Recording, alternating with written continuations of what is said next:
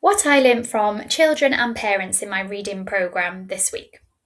Hi everyone, my name is Jo, and in this video I'm going to share with you 3 things I learnt from children and parents in my reading programme this week. And I'm literally going to read from my notes to give you the maximum support I can. So watch until the end as well, because I give you a free tip to make reading easier tonight. So why am I doing this? So because as a primary school teacher of 15 years, every day I get asked the same questions. So I thought rather than writing my notes and sharing it with just a few thousand parents I work with, I could share it with many thousands of parents and then everybody could benefit because we all ask the same questions. So the first thing I thought I'd share with you is when I was on the phone to a parent this week who later signed up to my programme, they said to me, I teach my child the alphabet and I know that CAT makes the word cat. But she doesn't seem to pick it up. So I immediately thought of all the parents who have mentioned to me, I've taught my child the alphabet. And honestly, there is a place for the alphabet. I'm not saying don't teach your child the alphabet at all, but I will go into it a little bit more later. We've all learned the alphabet, so I will go into that. So I said to him, when you hear CAT, are you hearing the word cat? And first he said, yes. And I said, that's because you've learned that word. And you probably learned 50, 100 words like this. But if you then heard COMIC, what did I say? And he just laughed. And I said, it would take you longer, wouldn't it? And that's because you haven't actually learned a skill. And I said, that's why we teach children sounds, because cat, we can blend to make the word cat. And that's what we do phonics for. And he said, oh, I don't know phonics, I need your help. So hence the reason why he signed up to my programme. So back to the alphabet. There's nothing wrong with teaching the alphabet. Like I said, children love songs and it's how they learn through songs, and it's a really nice introduction to letters and sounds. But it's better to play a song with the letter and the sound. So a really good one I use with all my classes is the alphabet song. And it looks like this, and it teaches children that every letter has a name and a sound. So my name is A, letter A, my sound is A.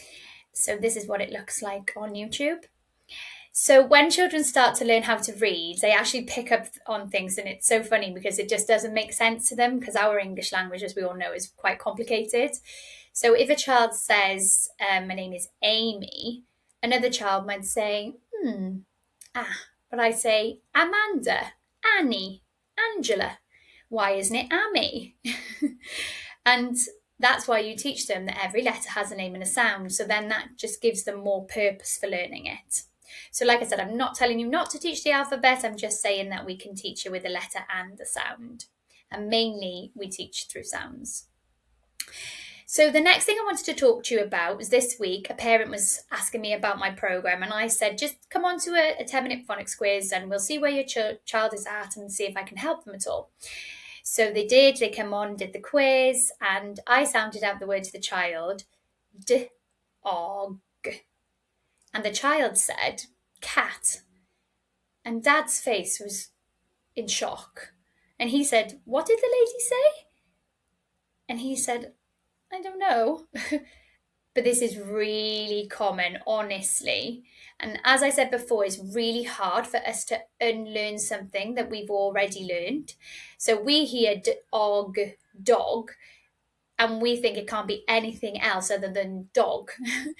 But there's a lot going on there for children to learn. And something called, they need to understand something called phonemic awareness. So this is the ability to hear, identify, and then manipulate sounds to make a word. And honestly, that's a lot, isn't it? So they actually need to hear and identify 3 sounds, d, o, g, and know them in isolation. So the first sound is d, middle sound o, last sound g. So if they say cat, that means they can't hear those individual sounds. So we just need to support them and help them learn that skill. So there's a lot of initial sound games, beginning sounds that you can play. And if you want some examples, join my free school community. I've got lots of examples in there. Just follow the description in my video. And they don't involve print, it's orally taught. And like a nice easy game is to play I Spy D and find all the things around your house beginning with D. And then that's the start, and they'll start to learn initial sounds in words. And then also we practice oral blending by sounding out the words. So for example, go and get your bag. And the more times you say this, the more they will practice and hear the separate sounds in the words. And this is why us teachers always say that you can teach toddlers the pre-reading skills like oral blending. Because if they show an interest, there's lots of games you can play, and you're just role modeling. You're not expecting them to be able to say it themselves. You're just practicing, and the more you practice, the more they will pick it up naturally through play. So the last thing I want to talk to you about is when I was working with a year 3 child this week. So my programme is predominantly for age 4 to 6, reception in year 1. But Mum got in touch and said her child was like a year 1 child at her level, and English was an additional language.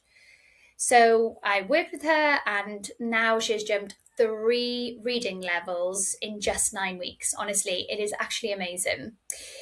And I knew this week the reading was going to get a little more challenging for her. So something I said made her face light up, and I just thought I would share with you all. So it's important that we as adults meet children where they're at. So praise what they've done so far, and then that will make them ready for the next challenge. So I remember when we first started to read, and I saw the look on her face when everything was new and she found it really challenging. And then over the weeks, we've been building the skills with reading, and it's honestly been amazing to see how much she's progressed. And it is tricky at the start, and she knew it was tricky at the start, but then she overcame that. And I said, even though this part is now going to be tricky, you overcome it before. So it might get a little bit harder, but you've done it before, and now your phonics skills are stronger. So stick with it. And her face just lit up, and I knew she was ready then for the challenge. So I just thought I'd share that with you. So I did say that I would share a tip with you at the end. So tonight, when you're reading a sentence with your child or a story, say, let's look for the tricky words first. So for example, the, I, the, there's lots of tricky words in books.